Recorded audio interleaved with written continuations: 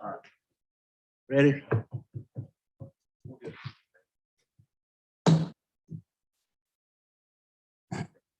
Good evening and welcome to the October 18th, 2021 meeting of the Surry County Board of Commissioners. I'd like to welcome everyone tonight. I guess you've all felt it over the weekend. We had a little change in the weather. We finally got fall. So I love fall and beautiful time of the year and it's fresh smelling of everything and good cool nights. But at least it's not 90 degrees. So we'll get right on into it tonight. And the invocation and pledge of allegiance, Commissioner Van Tucker. Let us pray. Our most kind and gracious Heavenly Father, it's with thankful and humble hearts that we come to you once again this day. And we thank you for your many kind blessings on each and every one of us, our families, many others, friends, loved ones, all the many mercies and goodness that you give us each and every day. Lord, we pray that you watch over us here tonight and that you give us wisdom, strength, integrity, and the purpose to do the will of the people in the way that would be pleasing to you. And Lord, we ask for safety again as we come and go back with our families tonight. And we ask that you watch over each and every one of us, lead, guide us, direct us. And it's in Christ's name I pray. Amen. Amen. I pledge allegiance to the flag of the United States of America and to the republic for which it stands, one nation, under God, indivisible, with liberty and justice for all. Thank you, Commissioner Tucker. Look out in the audience tonight. We've got, I'd like to recognize Dr. Myra Cox from Elkin, Superintendent of Elkin City Schools. We have Mount Airy brand new Commissioner, Mr. Joe Zalesic. Would you like to come up or you want to introduce yourself or? Yeah, it'd be fine.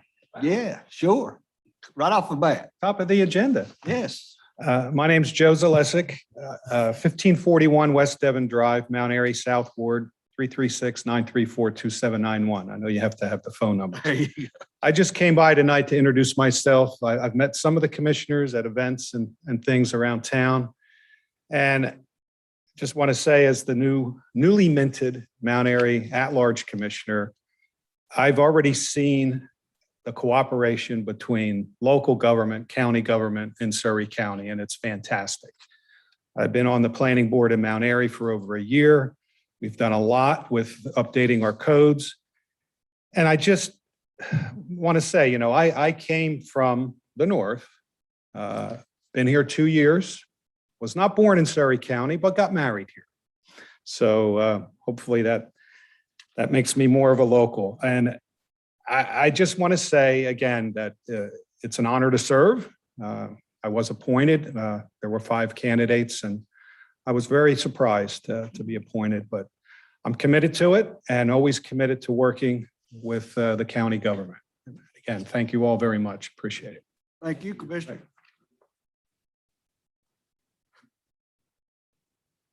All right. First on the agenda tonight, gentlemen, is the approval of the agenda. We have a motion. Motion to approve, Mr. Chairman. Motion by Commissioner Tucker to approve the agenda. Is there a second? Second. Second by Commissioner Goins. Any discussion? All in favor, please say aye. Aye. All opposed? Motion carried. Next is the approval of the October 4th, 2021 meeting minutes. Motion to approve, Mr. Chairman. Motion by Commissioner Harris to approve the October 4th meeting minutes. Is there a second? Second, please. Second by Commissioner Johnson. Any discussion? All in favor, please say aye. Aye. All opposed? Motion carried.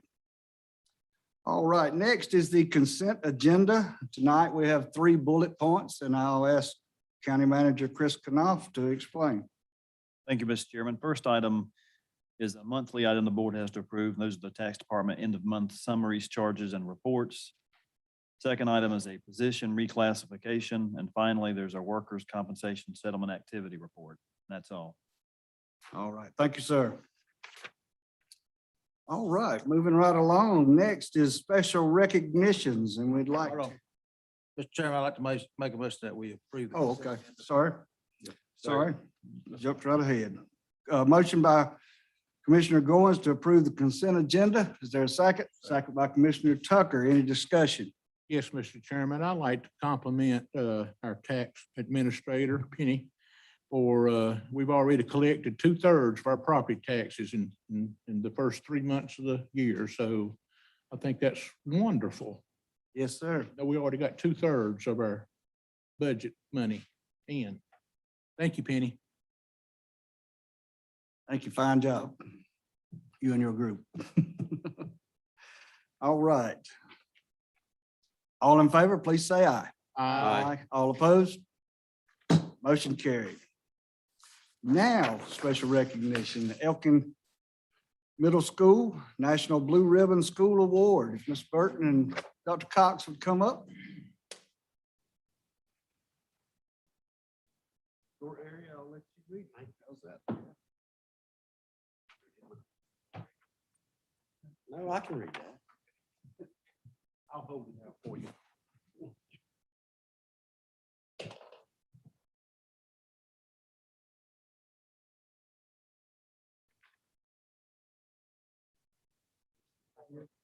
Where do you want to get?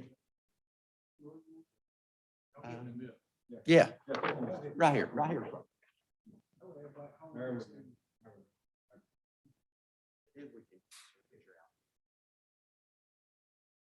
I want to say first that I was very proud to go to Elkin Middle School last Sunday.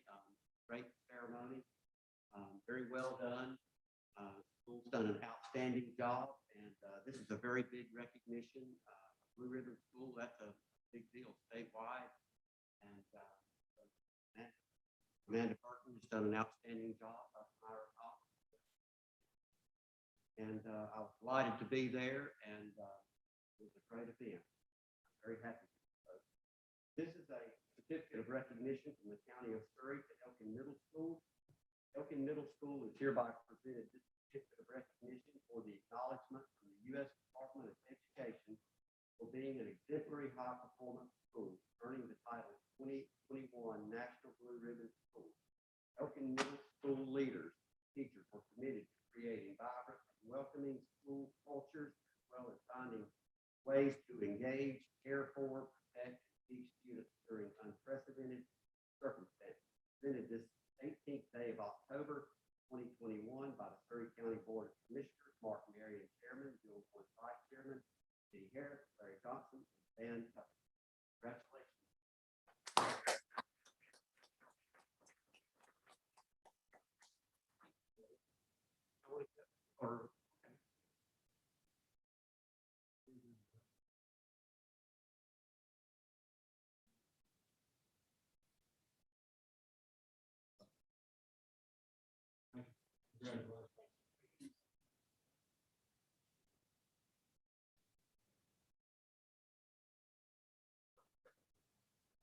People. So the word is, give us the word. So the word is, I am so super proud.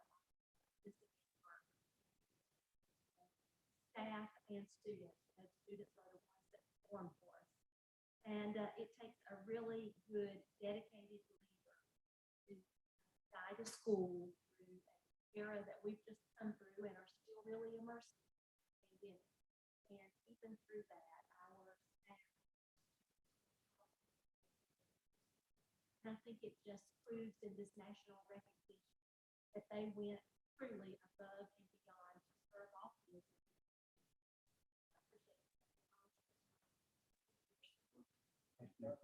Ms. Burton.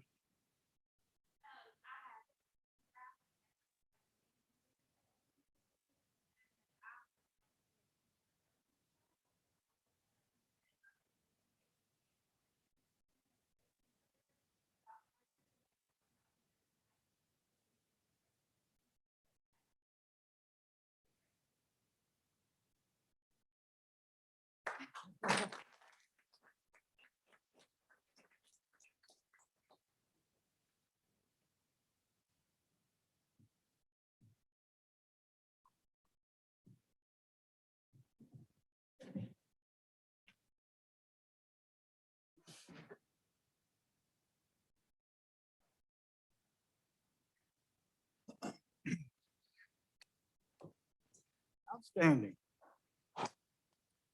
All right, next on the agenda is our open forum. If you want to come forward, state your name, phone number, and you'll have 3 minutes to talk about just about anything you want to talk about. So who's first?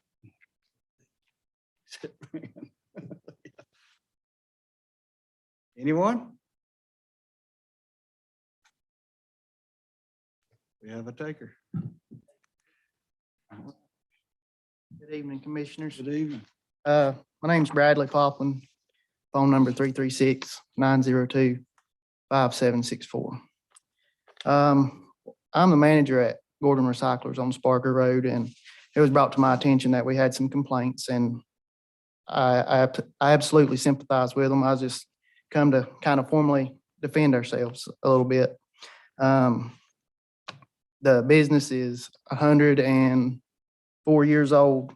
And the biggest takeaway out from this, I want to say, is we come in peace. I mean, I think we're really good for the county.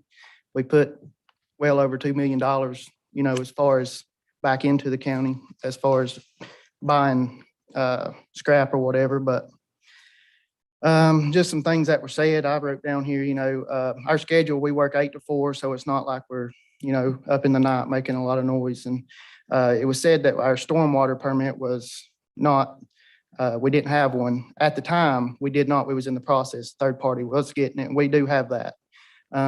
We did have a notice of violation for that, for not having it at that particular time. But there was it was also said that there was a sheen of gas or oil or whatever on top of the creek bed back there. And I have documentation from that particular organization, through the state, that it was bacteria. We have a stormwater plan, as do all of our yards.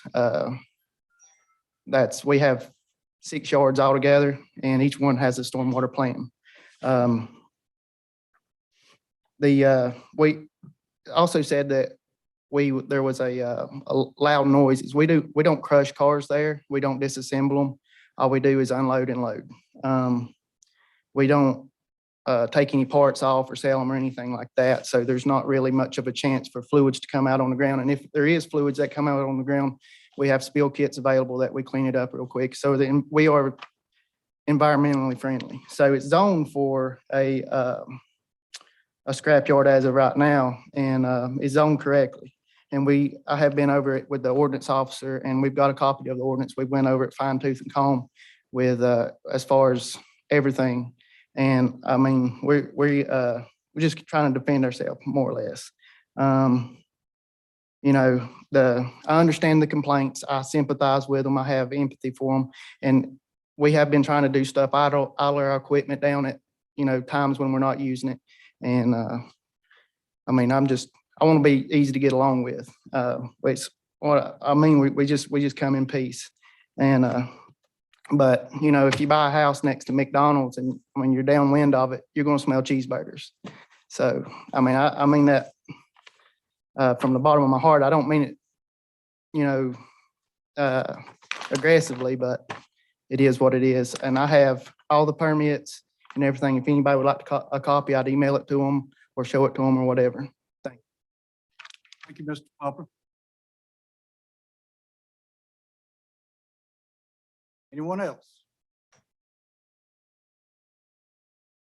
All right, we'll move right along. Next on the agenda is Jennifer Bedrosian and David Allen, Piedmont Triad Regional Council and Regional Camp Food Council. System assessment findings. Good evening. Good evening. Welcome. Thank you. Thank you for the opportunity to be here with you all this evening.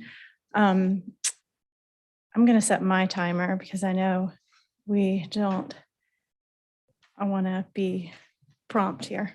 You got more than 3 minutes. I know, but it's still hard to go through all this in the amount of time that we have. My name is Jennifer Bedrosian. I am the Food Systems Coordinator at Piedmont Triad Regional Council. And what we're here to share with you today is our findings from the Regional Food System Assessment.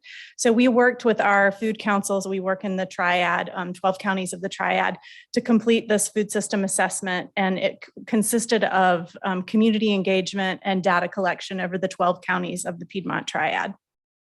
Here's my next slide, please. We'd like to acknowledge that this work is funded by Blue Cross Blue Shield Foundation of North Carolina, and we also worked with Carolina Creative Works to complete this assessment. Next slide, please. So this is what the homepage of the online interactive report looks like. We also produced a 130-page full report, which you can download on our website as well. And you can kind of see at the bottom, there are tabs where you can navigate to each section. Next slide, please. This is the working definition that we used to frame our food system assessment on equity. And due to time, I'll let you all read that. Next slide, please. There are a couple notable things on our interactive website. One of those is that we have videos where you can hear directly from the folks that conducted the research. Next slide.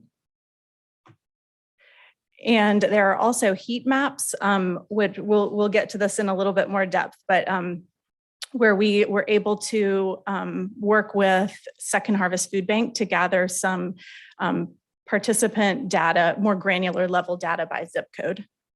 Next slide, please. And these are the county profiles, which I believe you have a copy of. Each county has a profile, which kind of condenses all the information that we're going to talk to you about. And that's what they look like on that page. Next slide, please.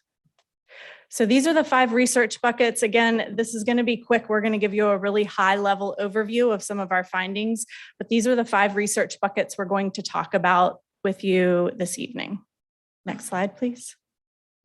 So the first one was food insecurity. I'll let you read the definition there of food insecurity. What we really noted in this section was that food security was in the rates increased in 2007 and 2008, and pre-pandemic we're actually on somewhat of a decline, although still high. But of course, as we all know, they have been peaking again during COVID-19. And we also noted that communities of color were at least twice as likely to live in poverty as white communities with that per capita income between $20,000 and $29,000. Next slide, please.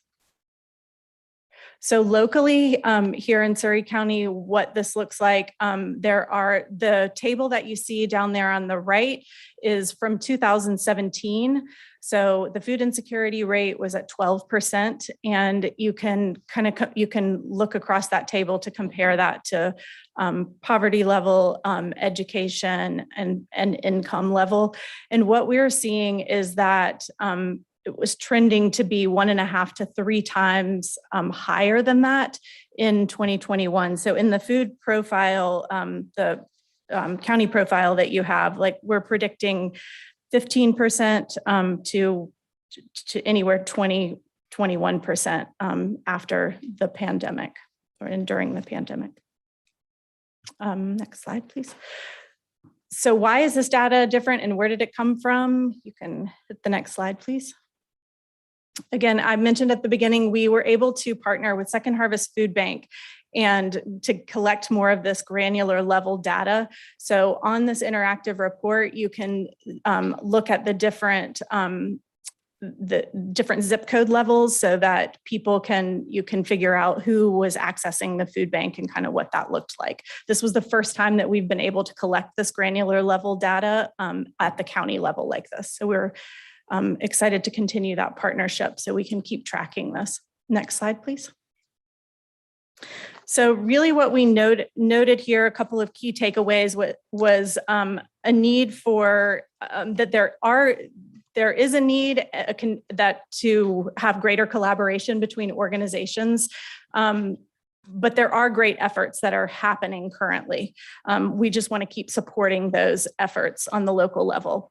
There are also opportunities to build small grant programs for beginning farmers and to really connect more local food and keep more local food in the county. and also hunger alleviation incentive programs to continue building on those efforts and tracking food bank participation, as I mentioned, with Second Harvest Food Bank. Next slide, please. So as I mentioned, there are some efforts happening in our region that are pretty innovative. And the standout of those were organizations that were working across multiple sectors. So really working to connect like healthcare, food bank, and a local farm. We've got a couple of examples in our region of like food prescription programs where people are working with healthcare as part of a mobile health clinic and working with local farmers to source that as well as the food bank. So we want to hope that we'll continue to see those efforts and those efforts supported. Next slide, please. So these two maps show our community assets in the region. The map to the left is different partner organizations, and the map to the right is local food policy councils. There is not currently a local food council in Surry County. I have been talking to a couple folks that there may be some interest here. It's one of our goals as a regional council to be able to support that.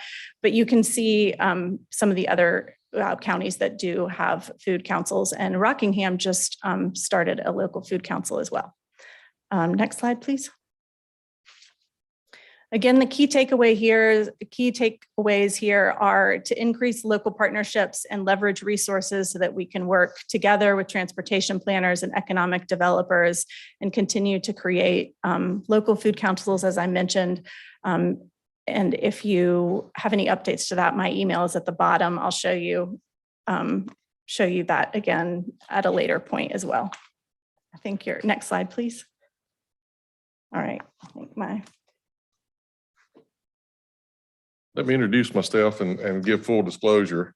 I am David Allen, and I'm a Randolph County Commissioner that serves on the Piedmont Triad Regional Food Council. But I do have ties to Surry County. My father-in-law is Clyde Johnson, who was a business manager out at the community college for several years, and my wife grew up here. So I do have some ties, but I do have a bias toward Randolph County as we go through the data. So just full disclosure there. As you see in the Piedmont Triad, over 1 million acres is being farmed. You can see Surry County there leads. Unfortunately, Randolph is second. I don't know if we can catch you. We can't make any more land. So, but about 152,000 acres. Next slide. This is a graph, or three graphs of the basically the crop production sales from 2017. That's edible crops. Surry County leads now with Guilford second. You can see Randolph down there fourth. Animal production sales in 2017, Randolph leads that. Surry's second there in order. And then also in commodity sales in 2017, Randolph and Surry. So you can see Randolph, Surry are probably the two largest producers in rural counties. You see that Forsyth and in some instances Guilford are more urban counties. And you can see this information again, as Jennifer mentioned, in the county profiles on the website. Next slide. Notable trends that came out of the assessment. Livestock plays an important role, but it was impacted by COVID-19. Just by the nature of that business, it was a little bit tough for those folks to continue processing. There's 9,408 farms in the Triad. 8,500 of those are bringing in less than $100,000 in revenue. So there's a large number of small farms out there. When I go to the Farm Service Agency, I've got a little farm.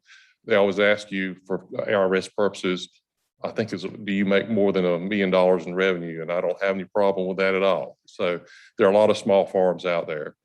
One of the most disturbing things is a 60% drop in the number of farms in Randolph and Surry counties. That's from 2012 to 2017. So we're losing farms to development, but also in some consolidations, but the number of farms are dwindling down. Next slide. This is just some of the demographic data. You can see 97% of farm operators in the last ag census were white. Other persons of color make that up to 3%. Looking at the gender figures, 3/4 of the farm operators are male versus 25% roughly is female. Next slide. So what can we do here? We can build long-lasting relationships in meat processing facilities. Your neighbor over in Stokes County are working through the community college to provide training for meat cutters and to have a workforce development program there to where the facilities can be meat processing facilities that have people to work there and keep those meat that's raised in the area in the local area. Incentives for small producers. There are things like food hubs and food cooperatives for small farmers that can take their produce and take it to market. Also, other quality programs that might be available so that they might be able to sell their products to institutional buyers as opposed to off the farm. And then lastly, protect and provide innovative ways for farmers to access land. Voluntary ag districts, we have that in our county, is a good way to do that, along with farmers that are looking for land, especially new farmers, but may not have access to it. But, and there may be other folks out there that have the land that may have farms that may have been family farms, just not using it, but to mesh those together to where those folks can meet up and folks that have the land can give access to the farmers. Next slide. 6 to 7% of the food consumed in the triad is imported from outside the region. That's nothing necessarily wrong with that, but when you have that kind of supply chain leakage, it means that a lot of the local product is going out, and it would make more sense in a lot of instances to keep those products local, have it processed there and have it consumed there rather than having it sent out. I'll give you an example. In Randolph County, we are #1 in livestock, but we don't have a market there, and it's down in Siler City. So those cattle are then sold in Siler City and then shipped down to Texas for processing, which doesn't make a lot of sense. If we could keep that type of processing here, that would be even better. We talked about supply chain leakage and investing in infrastructure. That might be, in some instances, broadband for farmers, education, business education. In our community college, we have a program, we call it Pathways to Progress, where young farmers can get business education, an agribusiness degree through the community college and one of the other, I believe it's Mount Olive. So those types of innovative things and to invest in infrastructure would be appropriate. Next slide. This is a little smaller graphic, but you can see the number of businesses by industry in each county. You can see Surry's down there toward the bottom. One thing I want to point out, you can see the amount of storage is 0 there. That's one of the areas that has been deemed to be an issue. You can see the number of restaurants for the counties, for Surry County is pretty healthy, but the storage is an issue, but you can look at those numbers there. Next slide. I would say there's $28 billion in sales. That was a big thing. Gaps in the intermediary market. You have the small farmers. We talked about the number of small farms that are out there. There are a lot of farmers that have on-farm sales or may go to the local farmers market to sell, but then you also have the institutional buyers which buy in bulk, but there's not any intermediary market there where those small farmers can make that jump up to sell to the institutional folks. Restaurants during the pandemic were especially hard hit. A lot of persons of color, along with females, work in that industry, so they were impacted hard. 1 out of 3 restaurants are predicted not to make it, and if you go out and try to go somewhere to eat something, there's a labor shortage there, and a lot of restaurants are still suffering. And then the last thing is the cold storage needs across the region. I was served on the North Carolina County Commissioner Association task force this past year on food resiliency, and one of the things that throughout the state was identified was cold storage needs. And that's something that is not going to go away. Next slide. I think it may be on the next one.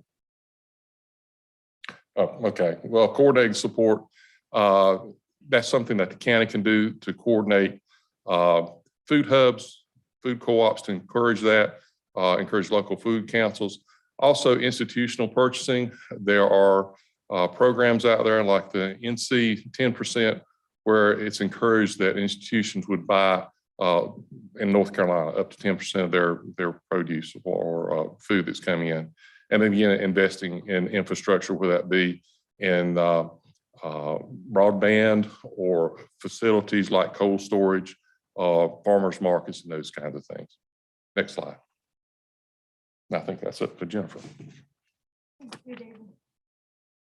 Well, we're at time, so I'm just going to wrap us up. We have a couple more slides just to let you know, if you're curious about next steps that the council is working on moving forward. One of those is partner presentations, which is what brings us here this evening. So we are giving presentations to organizations, county commissioners, anyone that is interested in this information or could benefit from it.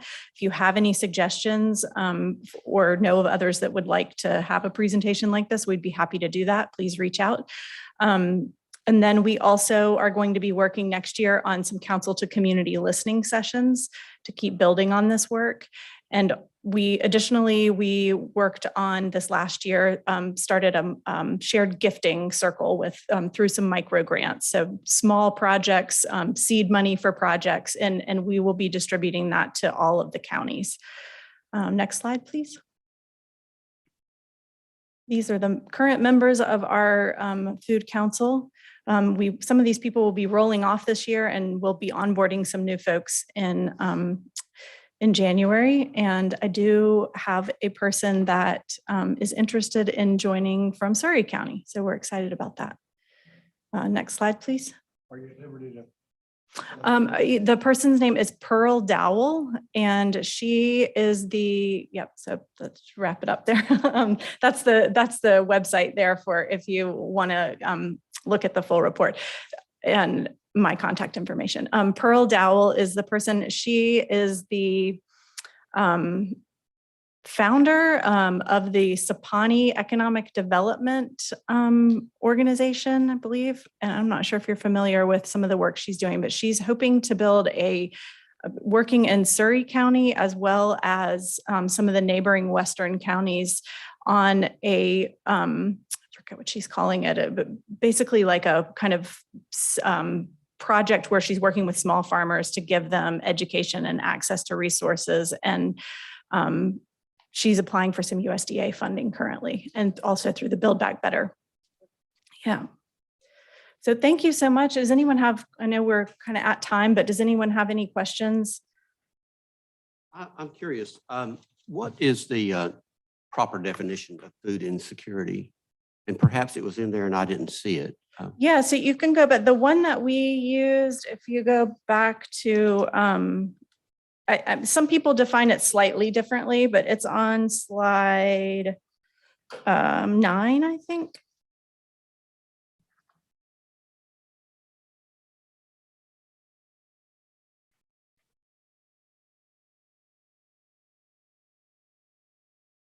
No, keep going. There we go. So this was the definition that the state of being when one does not have reliable access to a sufficient quantity of affordable, nutritious food at the household level. That was the working definition that we used for this assessment. Okay.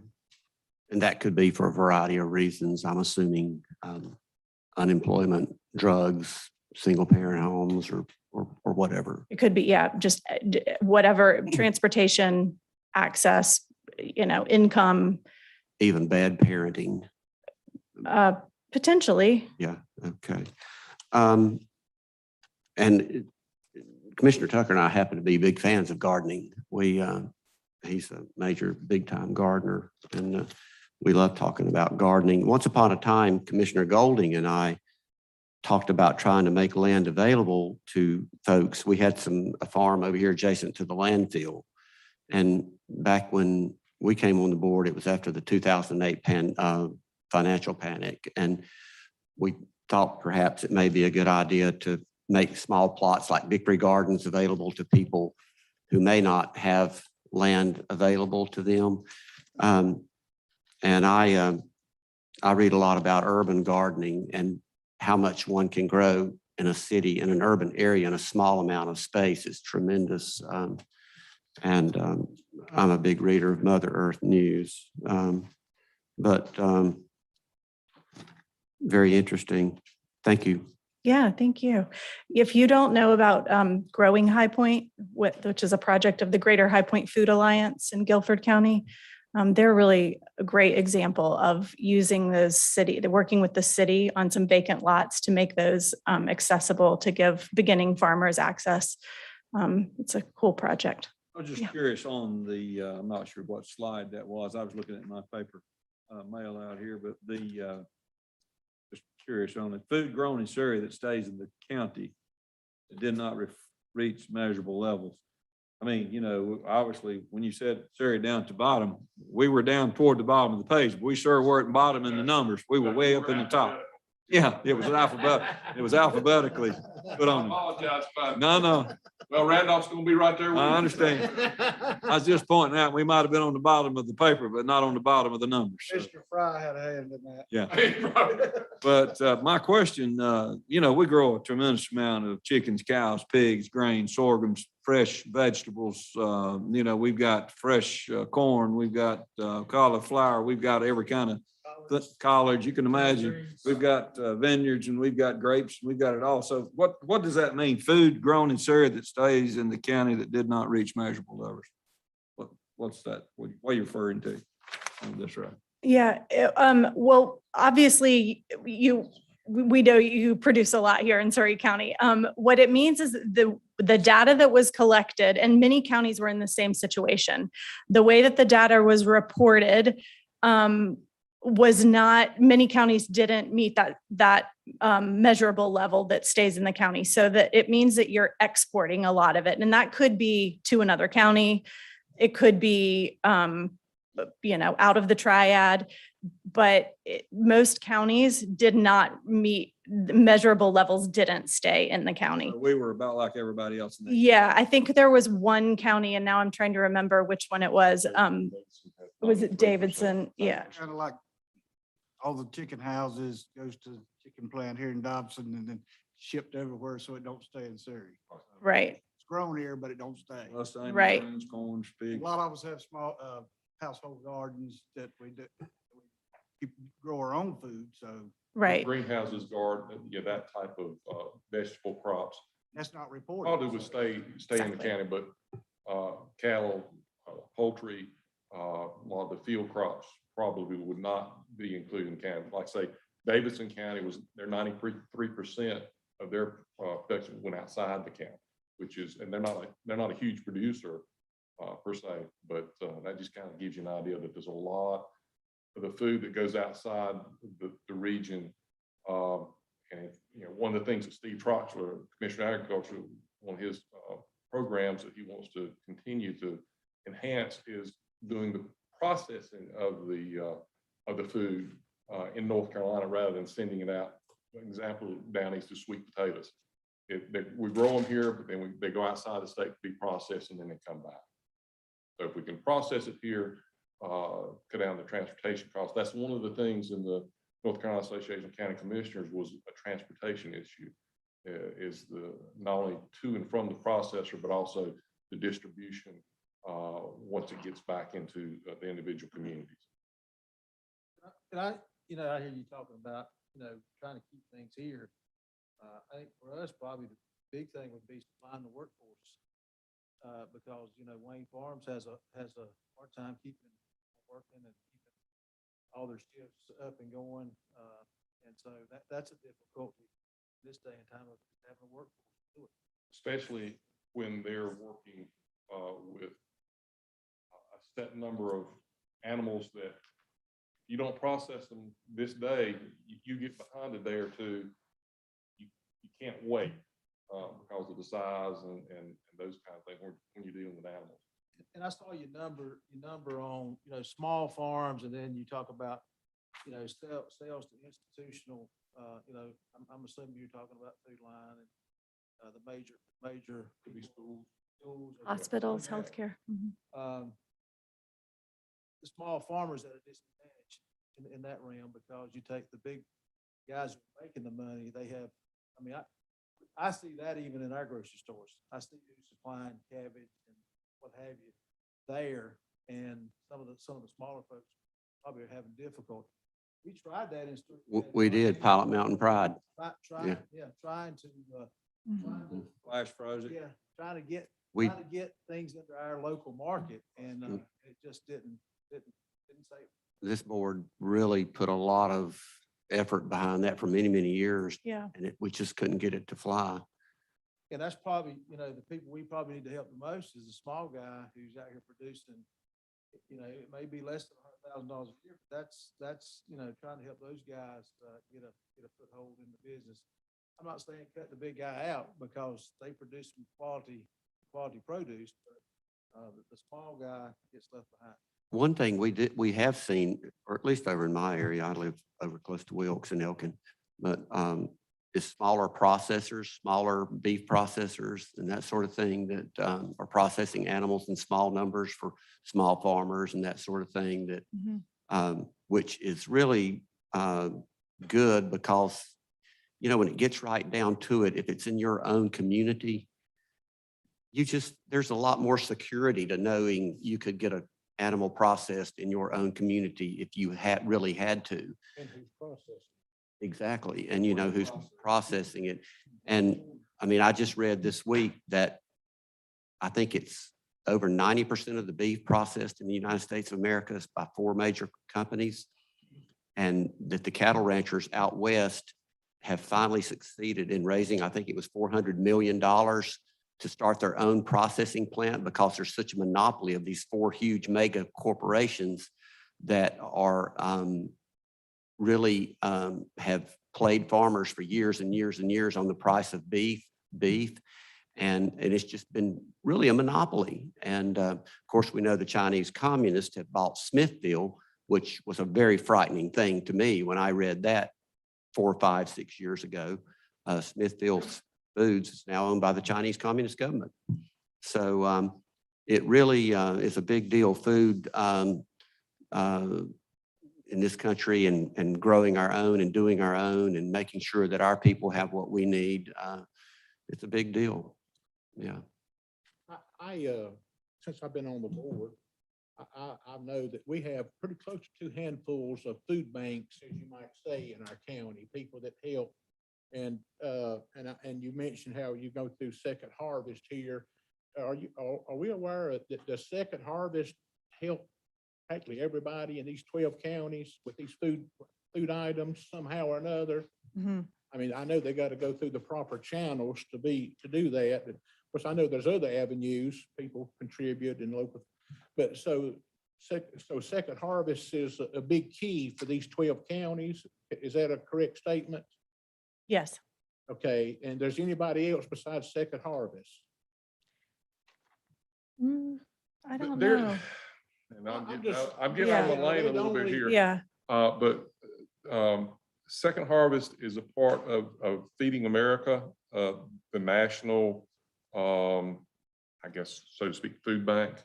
Okay. And so they're kind of the lead entity in the triad.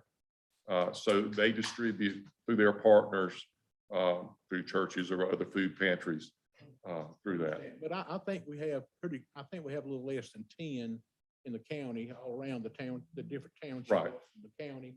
We also have 3 farmers markets in the county, Mhm. I'm aware of, at least 3, and trying to produce the local, things, they bring their stuff in and everything like that. But the main question I wanted was, what does the county food council do? So, I mean, is that going to take a long time, or is it in this thing? I haven't read it yet, or? yeah, well, it's a little bit specific to each of the counties. For example, Oh, we were just in Davidson County, and Davidson County has a well-established local food council. And every year they work on, they skipped it during the pandemic, but they work on some economic development efforts to do farm tours throughout Davidson County to support their local farmers and to build awareness around that. And they have, I think it is a little bit of a fundraiser as well. And they've hosted different farm dinners. And so it can be, I think they're currently also trying to work on a project, push forward a project for an agribusiness center in Davidson County and working with the Davidson County Community College. So it's really specific to what they're in Forsyth County. There are several local food councils and everybody kind of has their own agenda, if you will, on what they want to work on. But yeah. I just, I could see, I mean, I know in our county, every school and practically every civic organization helps with backpack, fundraising, with about everything, a lot of, but I see the word reliable there, and I know what that means. Reliable, which should be, you get hopefully 3 meals a day instead of whatever. I see where you're coming from with the, what was it, 12%. And so, but anyway, I think as far as the whole county goes, if we leave the word reliable out, I don't think we have anybody starving. I don't think if we was aware of it, they wouldn't be. And so anyway, I thought the food council, if that could help some fashion or form to organize several different ones that's trying to do it, or I'd like to. It's always helpful to have that united, coordinated effort. If you got a lot of different people trying to do a lot of different things, if you get those folks to work together, because there might be some duplication of efforts. We've seen that a little bit in some of the areas of food pantries and those kinds of things. Just say, for example, somebody had a great run on canned corn, and maybe one thing has an abundance of it, the rest of them are out. I'm just saying that would something like that would work with a county food council, possibly. In Randolph, we don't have a food council, but we're like Davidson, we're looking to potentially have we're calling a farm, family, and food educational center, working with the community colleges and the high schools to kind of form possibly a food hub to distribute food out of, along with commercial kitchen where farmers can come in, and process their foods on a contract basis. And so food council would make sense in working with the potential food hub, working in this case with our voluntary ag board to coordinate those efforts, and part of it's education, working with the ag extension. If you got ag extension here, they would, I'm sure, be very much involved. They might have a food systems coordinator. We just I forgot to mention, you probably got ARP funds. We're going to use some of that, and I have used some of those funds to hire a food systems coordinator for Randolph County to coordinate these type programs and to get farmers the knowledge to know what's out there and available to them and how to get to the markets and market their products. Most farmers are very good at what they do, but they're not always great businessmen, and that's sometimes an issue. And so the education we get to them through our community colleges is a good situation for them too. My mother, she talked about growing up very poor in the Blue Ridge up here. They didn't have running water, didn't have electricity. And I know she said that they would have starved to death if it hadn't been for canning jars. And her parents, they lived primarily on stuff that before the times of canning jars. But my mother was very adamant that we know how to can and freeze and dry food. And but I find it quite ironic now that we can't even find canning lids. There's a national shortage of canning lids, and it's almost frightening, really, because canning's lids and jars saved a lot of lives here in the mountains, in the Depression and that sort of thing. Yeah.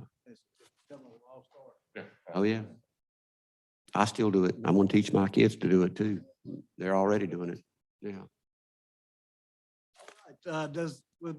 Okay, in the dire straits that the country is in now with transportation, getting things off the ships and getting them hauled throughout the United States.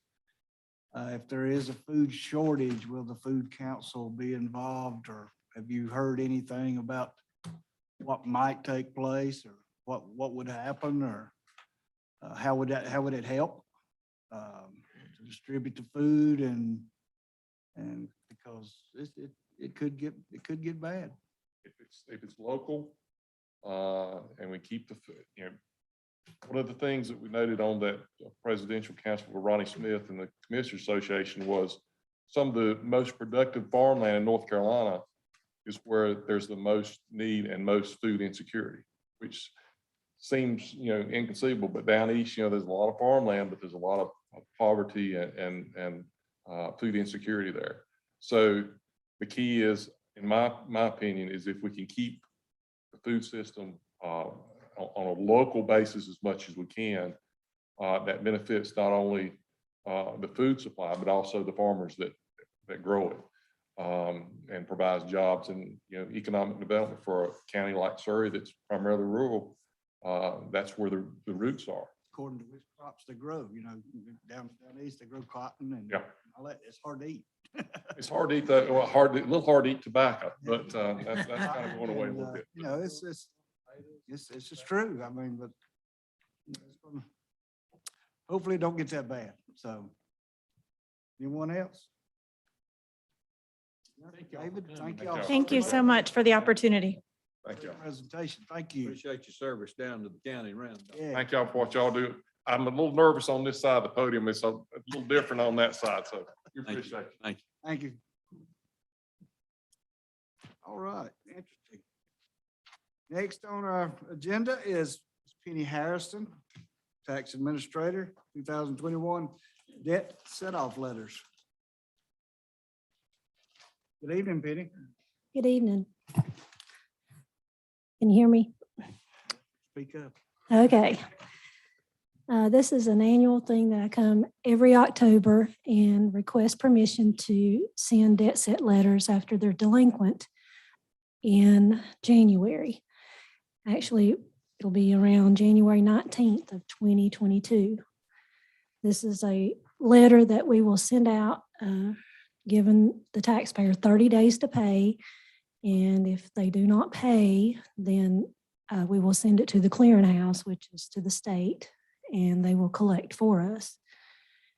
And from January 19th of 2022, they'll have 30 days they can appeal it if they feel like it's a billing error or any type of illegal tax or anything like that. That's the time they need to appeal. And if after the 30 days is up, then we plan to send it to the state March the 7th of 2022. All right, so you're looking for a motion then, right? Yes, sir. All right, do we have a motion to let Penny Harrison, Tax Administrator, send off the 2021 debt set-off letters? I'll make that motion, Mr. Chairman. Motion by Commissioner Goins. Is there a second? Second. Second by Commissioner Johnson. Any discussion? Penny, is this how we have traditionally done it in the past? Yes, there's no change No whatsoever. change. No, sir. I remember the brouhaha over the couple of years ago, remember? Right, and we are waiting until January before we mail them, not Okay. before they're delinquent. Very good. Thank you. Yes, sir. Any more discussion? All in favor, please say aye. Aye. Aye. All Thank you. opposed? Motion carried. Thank you. Thank you, Penny. All right, next, Chris Knopf, County Manager. Thank you, Mr. Chairman. First time I have is to revisit the abatement of health and safety nuisance ordinance action from last meeting.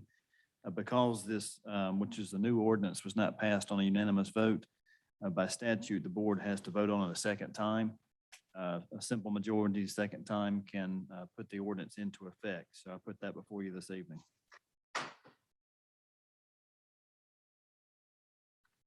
All right, do we have a motion, gentlemen? Mr. Chairman, I'll make that motion. Motion by Commissioner Johnson. Is there a second? Second. Second by Commissioner Goins. Any discussion? Mr. Chairman, I'd just like to say that, yeah, I understand the process. And for greater transparency on a new ordinance, if it doesn't pass unanimously, statute says it has to come again before the board, and then any kind of majority again will in fact make it a ordinance, the new ordinance of the county. I want to say respectfully to each and every one of my fellow board members, this was a split vote. This is somewhat of a controversial issue amongst the board here. We all have a right to one vote, and again, very respectfully, each and every person here has a right to view this ordinance in any way, future ordinance in any way that they like. I simply contend that we've got enough government oversight from big brother government in Washington, D.C., all the way down to the state level, all the way down to the county level. Though I will admit there are situations where I would like to see cleaned up, and I'm not quite sure this ordinance, as vague as it is, really can tackle it efficiently. I think it potentially is a problem for the county to implement. And for the record, I just want to be consistent. I have not changed my mind, and I will not be in support of this ordinance change. And I wanted to say why. And you know, I do think there's something to be said about if we don't execute something like this very judiciously on the county part, and it's very vague, and I don't really see how we're going to do that. That it could in fact be a little bit of infringement on individual rights if it wasn't executed very judiciously. And for those reasons, I'm still a no, and I just wanted to make that statement before the vote. Thank you, Mr. Chairman. Any more discussion? All in favor, please say aye. Aye. All opposed? Nay. Nay. Let the record state, Commissioner Goins, Johnson, Marion, yay. Tucker, Harris, nay. Motion carried. Next item, Mr. Chairman, is related to the commissioners' districts as they stand in the county currently. A couple of years ago, the previous elections director, Susan Gerald, provided me with information showing that the population of the 4 commissioner districts were out of balance. Now that the 2020 census data has been released, the population figures have been updated to reflect the population of each district more accurately, and they continue to be out of balance. Based on the county's current population, which is 71,359, 3 of the districts should be as close to 14,271 as possible. And of course, the Mount Airy district should be twice that size because there are 2 commissioner seats from that district. As you can see, there's a current population breakdown of the 4 districts. While the commissioners are elected on a countywide basis and not by district only, it is still important to keep the districts as balanced as possible. As you all know, you frequently solicit recommendations on various items from the commissioner who represents that various or respective district. If the board desires, I would recommend as a possible course of action that you all instruct me to begin the process of evaluating options for realigning the district so that the population breakdown is more evenly divided up between the 4 districts. You need a consensus or a motion? I think a motion would be good. Mr. Chairman, I'll make a motion that we allow our county manager to begin the process of evaluating options for realigning districts to reflect the change in population and present those to the board. Motion by Commissioner Goins. Is there a second? I'll second that. Commissioner Marion, is there any discussion? Just strictly just by population, has it historically happened in the county before, Mr. Manager? Has it ever been realigned since its inception when the lines were drawn for the 5 districts? That I don't know. So it would stand to reason that I see it says the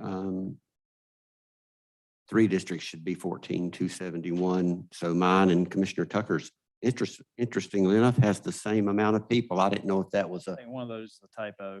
well, and I was curious which one that was, the typo.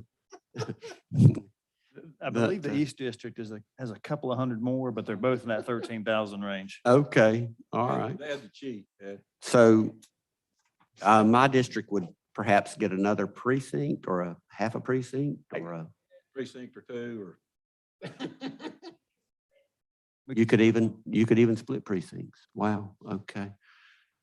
All It's right. gonna take, not just me, but as far as the action towards, to the county manager, but, Michelle, the tax office will be involved in assisting in this project.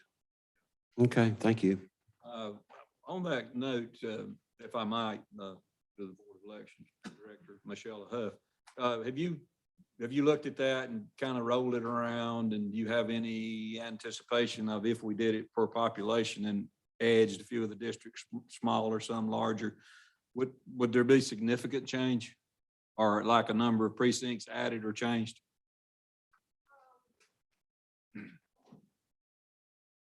I mean, like, for example, would there be a couple of precincts here and there, sure enough, or a precinct or two, or?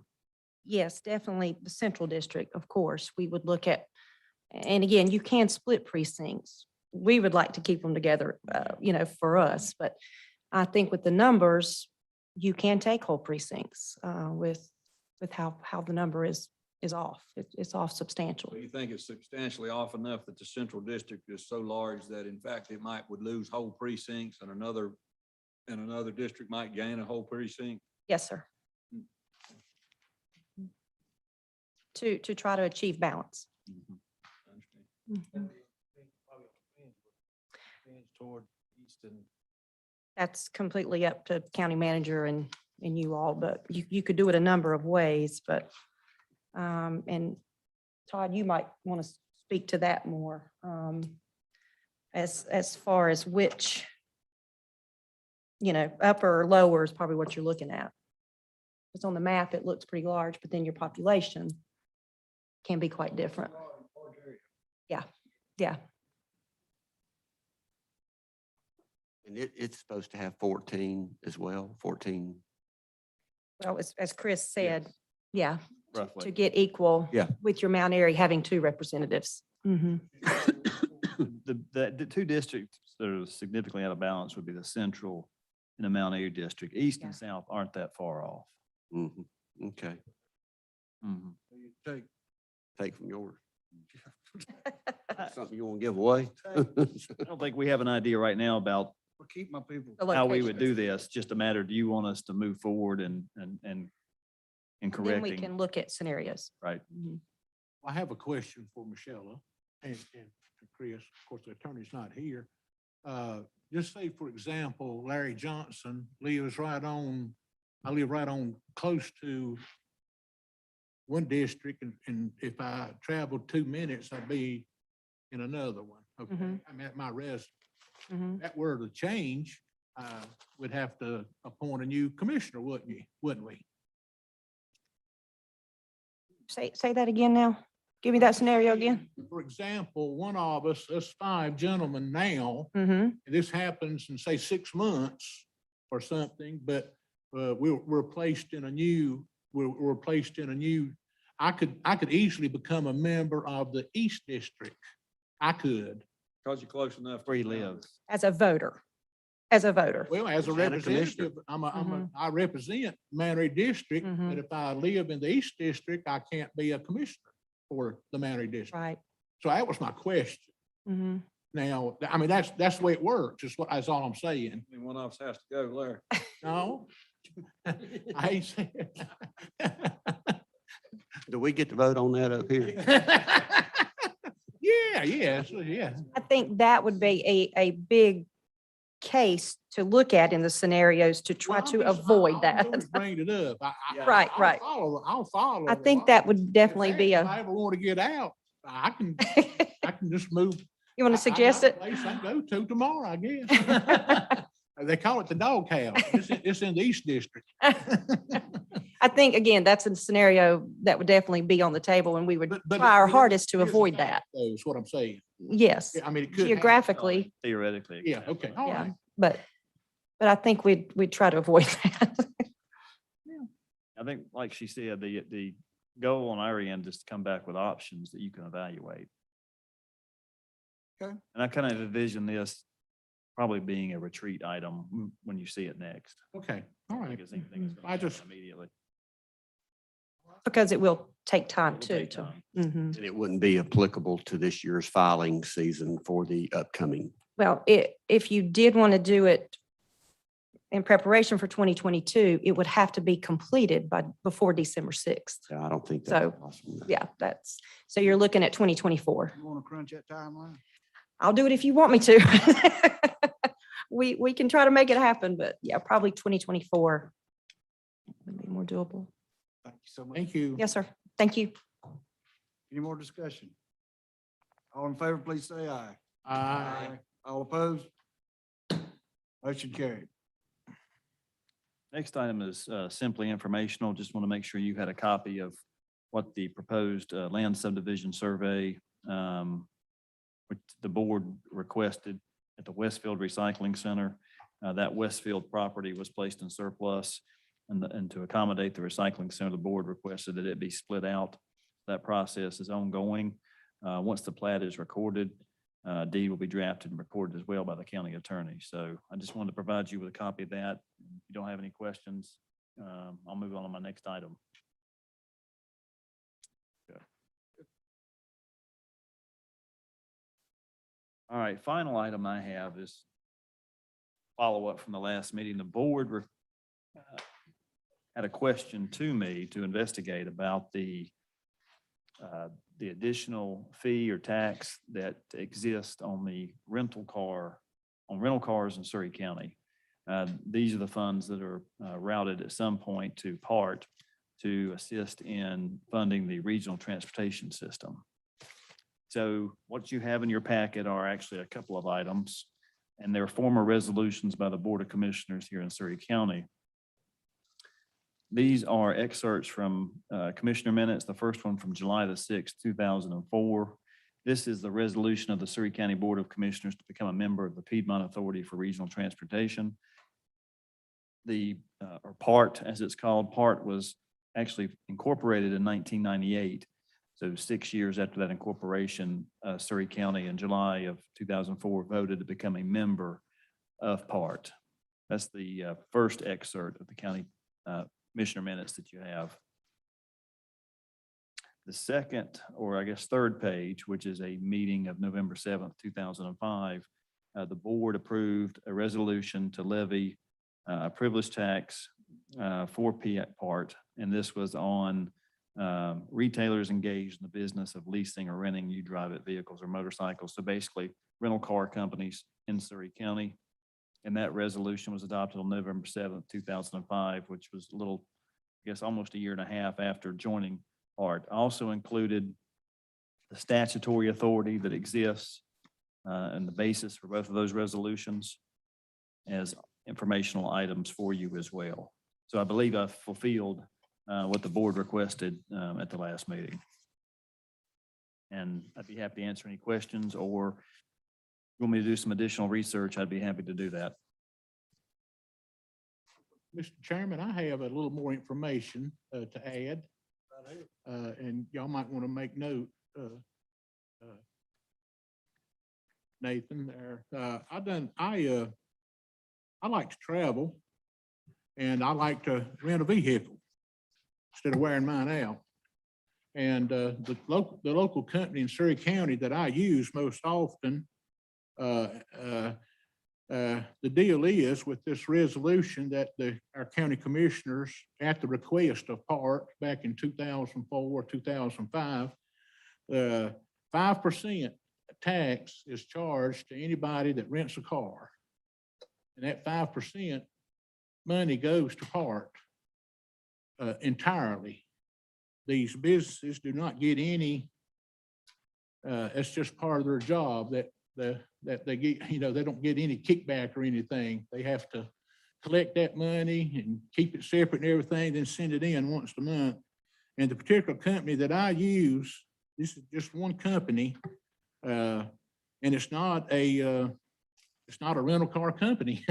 and so that's just a little avenue for them, a little side. But in 9 months' time, they've already sent over $10,000 to PART. And from what I've been hearing and what I know, I don't like it. I don't like it at all for the volume that maybe in 2004 or whatever, the buses was full or whatever, but here now, the buses aren't full. We have a big problem in workforce in Surry County now. The pay scale in Surry County is certainly going up. It's just hard for me to pay 5% for somebody to ride a bus to Winston or Greensboro. So I know it's something that the county commissioners did back then, and I would suggest to this board, if like I did last meeting, if I have the authority to do it, I would certainly make a motion that we do away with this 5% tax, and also the other resolution that we would dissolve ourselves, Surry County, from being on the part program. And so, and that's all the homework I've done, but it's what it is. I don't know how many rental car businesses we have in Surry County, but sounds like quite a large number of dollars going down to Greensboro to support what few riders we have every day. Do we have the reason as to what the reasoning for putting that fee on rental car companies was? Was it, I mean, it's almost like a disincentive for them to want to rent. I mean, what, does anybody here have knowledge of why we just picked out that group? Well, that came from that park council. Statutory authority to do so, to pay for the regional bus system. I mean, was that a state, involved state law? Was that just a part recommendation, or? Well, we also had the authority to levy on a license plate as well, because that was the big thing when I came on the board. They were wanting an increase in the license plate fee, like $2 or something like that for every car that's tagged in Surry County. And the more, I mean, and it could grow exponentially, that tax as well. We shot it down early on, but I mean. You can't exceed by statute the 5%. So, yeah. Tax can, but you could, like you said, on license. Yeah. On the tax on, what they call it, you drive it or motorcycle vehicle. You drive it vehicles or motorcycles from leasing or renting businesses. The largest percentage you can tax is up to 5%. So that's where that number came from. I guess what we do, we try to, you look at things we've done and what we're moving toward. Even with the airport, we want things to be self-sufficient. That's kind of this park concept. I think in the beginning, that was probably a great concept, and there were a lot of people using it. I think it's, like we said, you go down the road and of course you can't see in the buses now, but you used to, nobody's on. And that would be my question. People pay what, $2 a ride, or probably a monthly fee. They should be making enough money to run those buses without depending on Surry County or some other government entity to support them. That's my philosophy. I mean, if it's that lucrative, then at some point they've got to make it or just do away with a route, which they've done with Yakin, right? They cut the Yakin, make the Yakin route.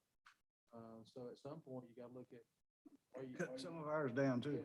Yeah, they cut them down, but ridership is what, 400 a month. That's what, 12 or 13 people a day. That's not a lot. And to that point, Commissioner Goins, I think, I may be wrong, but I'd like some clarification on that. I have been told that on a daily membership ride, like 432 per month or whatever it is, 452, I don't remember. But if a person gets on in Mount Airy, then they get off at another destination, and somebody else, they stop at another designation, then that rider is counted like it stops at Pilot Mountain. Then the journey goes on from Pilot Mountain to Winston-Salem. Then that counts as 2 riders. Can anybody speak to that?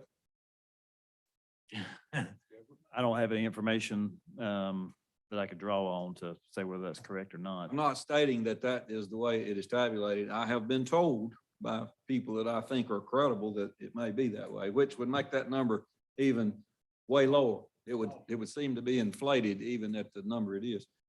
Is that the way it is? So really, if that is the math, then that number of ridership per month is, and I mean, I'm not like Mr. Johnston, I'm not picking on part. I think the ridership usage is way, way low. And with all these people working at home, with people working virtual, with less riders communicating to ride to work, they may, malls being closed down. I mean, there's all kinds of reasons that I'm not sure it wasn't more productive for the bang for the buck for the citizen in Surry County in 2003 or 4 than it is today. I'm somewhat inclined to agree, Mr. Johnson.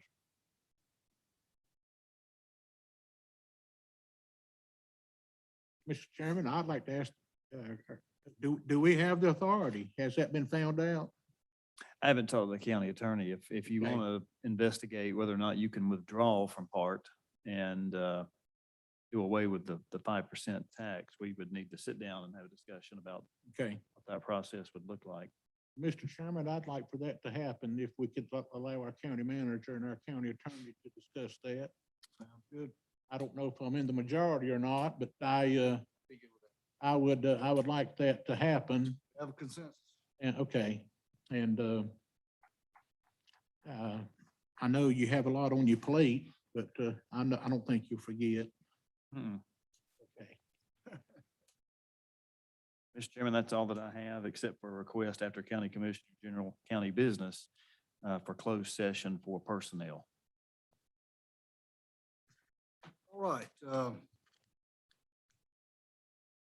General County Business Commissioners usually say a few words about what things have been going on, and I'd like to start that out tonight. I'd like to give a big shout out to our Parks and Rec Department for the 20th anniversary of Fisher River Park.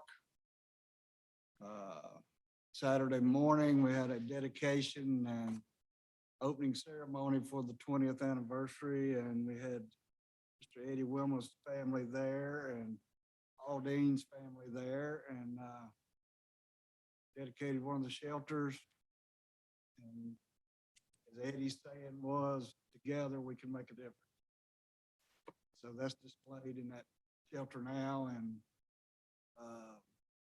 commercial swing set will be placed out in Fisher River Park where Aldine loved to go, and it'll be there in honor of her. But it was a good ceremony. They had the park really beautiful. Weather turned on us, turned a few people away, but it's really great, really great day.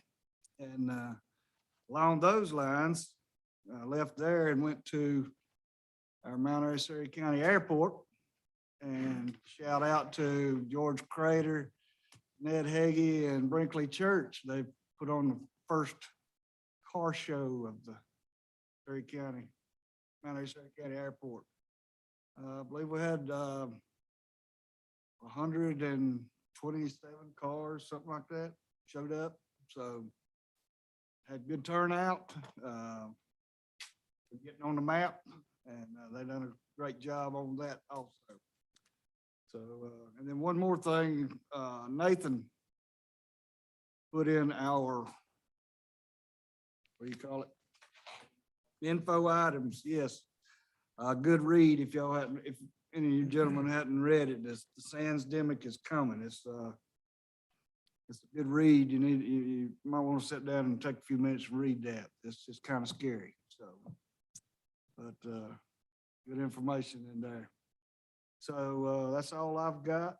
And anyone else? I'd like to say, yeah, it was a very depressing read for me as well. And SANS means without, and demic means people. So without people, the birth rate is so low. And but yeah, quite depressing to read that. Also, I wanted to, and thank you, Nathan, for putting that in there. Wanted to say that I was very pleased with the the Autumn Leaves Festival. I went over there and it was a great day. The first time I'd actually been able to attend in over 30 years, usually not in town in October. And big shout out to the Downtown Merchants Association in Mount Airy, Phil Marsh, and them. Car shows are fabulous in Surry County, outstanding. They do a wonderful job. Condolences to the family of Betty Lynn.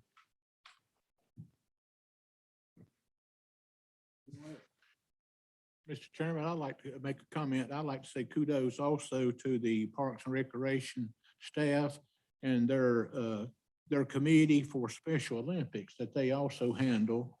Had a nice fundraiser back a month ago and a golf outing.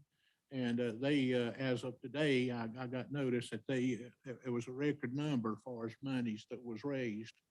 And it was all very worried about how much it would be down due to the pandemic and all such as that. A lot of hard effort was put forth for that, so kudos to them. Also like to add that, Gary York reported in open forum our last meeting that Mitchell Bottomley with Bottomley Enterprises put on a gigantic truck show. And he come in with the amount, I think he said about $350,000, I think what he said. Well, I attended a fire department meeting Tuesday night, and those fire departments that helped him with that, they was very pleased with how he contributed to them, helping with traffic and all such as that. But he said that number was probably closer to 400,000 that he raised. And so our kudos to Mitchell Bottomley with Bottomley Enterprises. And I